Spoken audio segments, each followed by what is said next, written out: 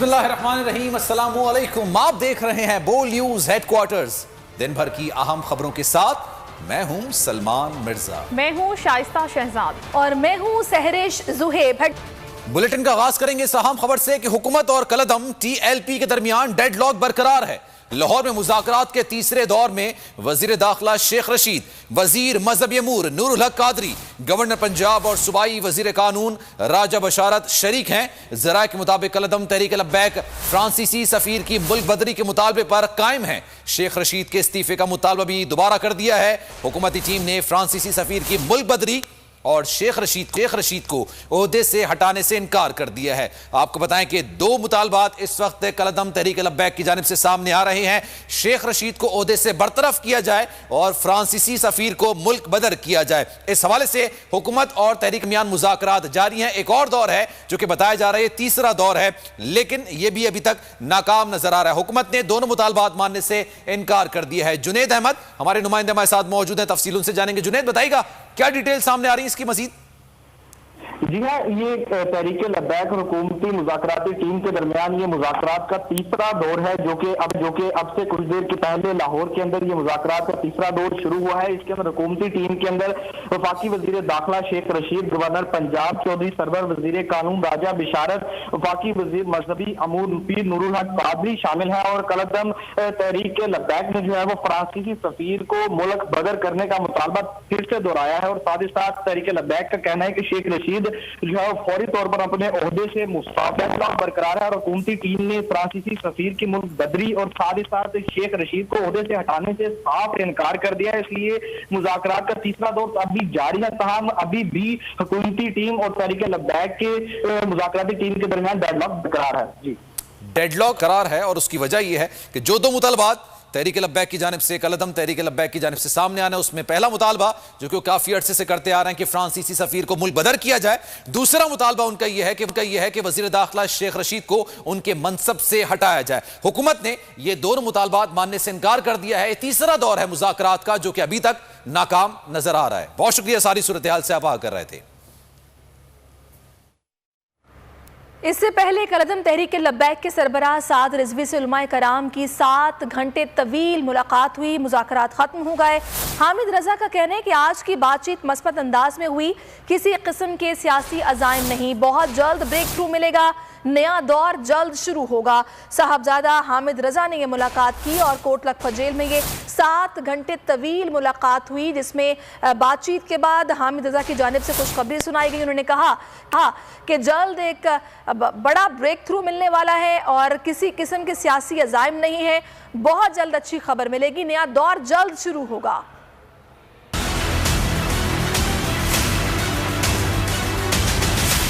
कलदम तहरीक लब्बैक के साद रिजवी से उलमाए कराम की मुलाकात। हामिद रजा, सरवत इजाज कादरी, जलील शर्कपुरी और दीगर के साथ घंटे से जायद मुज़ाकरात। हामिद रजा ने कहा मुज़ाकरात इंतहाई मुस्बत अंदाज में हुए, बातचीत में पेशरफ्त हुई, अगला दौर जल्द शुरू होगा, बहुत जल्द ब्रेक थ्रू मिलेगा। हुकूमती ईमा पर मुज़ाकरात के लिए नहीं आए, आज की बातचीत में किसी किस्म की सियासी अज़ाइम नहीं है। हामिद रजा ने मजीद कहा कि मुल्क में अमन व अमान कायम करने के लिए तमाम उलमा की कोशिश है, हर मसलक जमातों की अपनी तौर पर काविश है। साद रिजवी ने कारकुनों से पुरअमन रहने की अपील की है। उम्मीद है मुज़ाकरात में जो तय होगा हुकूमत इस पर अमल करेगी। नहीं चाहते कि मुल्क दुश्मनों को फायदा उठाने का मौका मिले।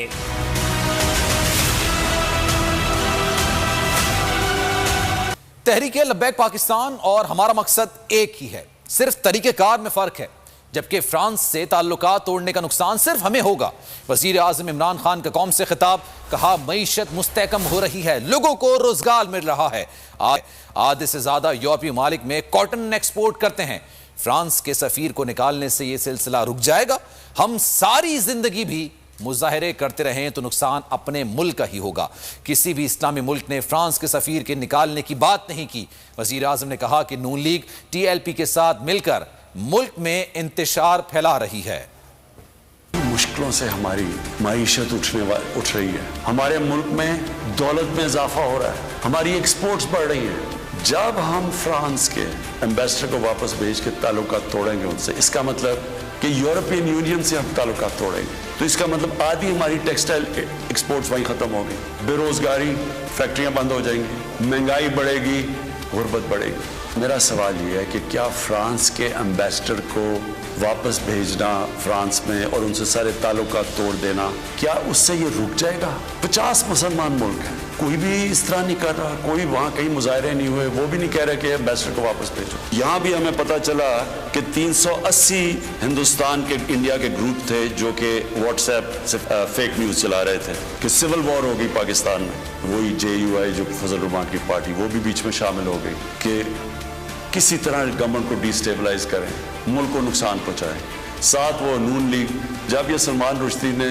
किताब लिखी थी तो नवाज शरीफ तो पहली दफ़ा प्राइम मिनिस्टर बने थे, कितनी उन्होंने स्टेटमेंट्स दी थी, कितनी दफ़ा किसी भी मुसलमान हेड ऑफ स्टेट ने किसी इंटरनेशनल फोरम पे इस पे बात की थी, तो आज इनके साथ मिल गए हैं सिर्फ इंतशार फैलाने के लिए।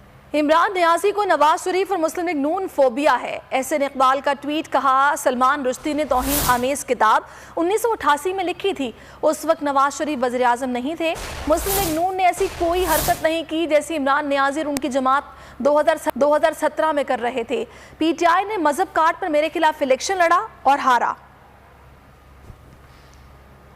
सारी असम्बली आशिक़े रसूल सल्लल्लाहु अलैहि वसल्लम है। हम नामूस रिसालत सल्लल्लाहु अलैहि वसल्लम पर किसी सूरत लब्बैक से पीछे नहीं हैं। हमने ख़त्म नबूवत बिल असम्बली से मंजूर कराया। वज़ीर दाखिला शेख रशीद का कौमी असम्बली में खिताब। बोले, बाज़ लोग सिर्फ इस्लामाबाद के लिए इस्लाम का नाम इस्तेमाल करना चाहते हैं, जिनका अकीदा नहीं मिलता वो भी मौके की तलाश में हैं। मुल्क में टांगे खींचने वालों की कमी नहीं, पाकिस्तान इस्लाम का कला है और इसकी चौकीदारी इमरान खान के जिम्मे है। सारी असम्बली आशिक़े रसूल है। मैं आपको यकीन दिलाता हूँ अल्लाह बड़ा है और हम नामूसे रसालत पर किसी सूरत में भी लब्बैक से पीछे नहीं है। हम कलमा तैयबा और ख़त्म नबूवत में इस असम्बली में हमने पास करवाया है। इस पाकिस्तान की हिफाजत के लिए, इस पाकिस्तान के दिफा के लिए, इस पाकिस्तान की सालमियत के लिए और जो पाकिस्तान की वफा के लिए। अगर 2 दिन बाद अगर मुझे फिर इजाजत दें, शाम हमारी फिर मीटिंग है, मैं और नूरुल्लाह कादरी सीधे यहाँ से जाएंगे। अच्छी खबरें होंगी, बेहतरी की खबरें होंगी, पाकिस्तान की सलामती और नामूस रसालत और खत्म नबूवत की खबरें होंगी। वफाकी वजीर मजहब अमूर नूरुल हक कादरी ने कलअदम TLP से मामलात मुज़ाकरात के जरिए हल की उम्मीद जाहिर कर दी। कौमी असम्बली में इज़हार ख्याल करते हुए कहा कि हुकूमत की पॉलिसी मुज़ाकरात और मुफाहमत की है। 4 माह से मामले को पुरअमन तरीके से हल करने की कोशिश कर रहे थे।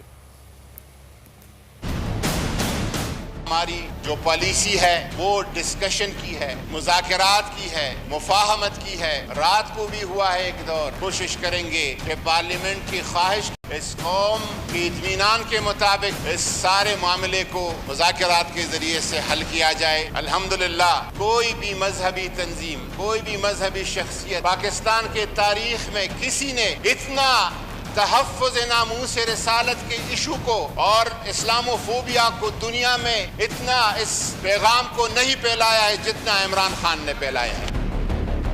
कौमी असम्बली इजलास में मुल्की सूरत हाल पर बाज़गश्त राजा परवेज अशरफ बरस पड़े। कहा, हुकूमत जो बो रही है वो खुद हुकूमत और अवाम को काटना पड़ेगा। अली मोहम्मद खान के खिताब के दौरान अपोजिशन अरकान मुसलसल शोर मचाते रहे, स्पीकर तनबीह करते रहे। शोर शराबा बढ़ने पर स्पीकर को इजलास मुलतवी करना पड़ गया।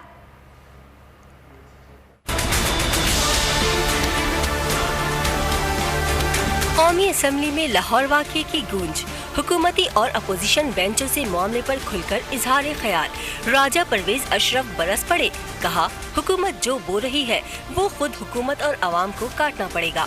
उन्होंने TLP से मुआहदा पार्लियामेंट में पेश करने का मुतालबा कर दिया। कि हुकूमत की नाअहली की वजह से, नाकामी की वजह से भाई भाई के साथ लड़ रहा है और मुल्क को हम एक ऐसी सिमत लेके जा रहे हैं जो बहुत खौफनाक है। अली मोहम्मद खान के खिताब के दौरान अपोजिशन अरकान शोर मचाते रहे। ये जो इस वक्त हम ऐवान में बैठे हैं, यहाँ पे कोई भी ऐसा शख्स नहीं जिसके वो जज्बात नहीं जो एक आशिक़ रसूल के होने चाहिए। स्पीकर असद कैसर बार बार इजलास मुलतवी करने की तंबीह करते रहे। स्पीकर बोलते रहे मगर अपोजिशन ने एक न सुनी, जिस पर असद कैसर ने इजलास जुमेरात की दोपहर 2 बजे तक मुलतवी कर दिया।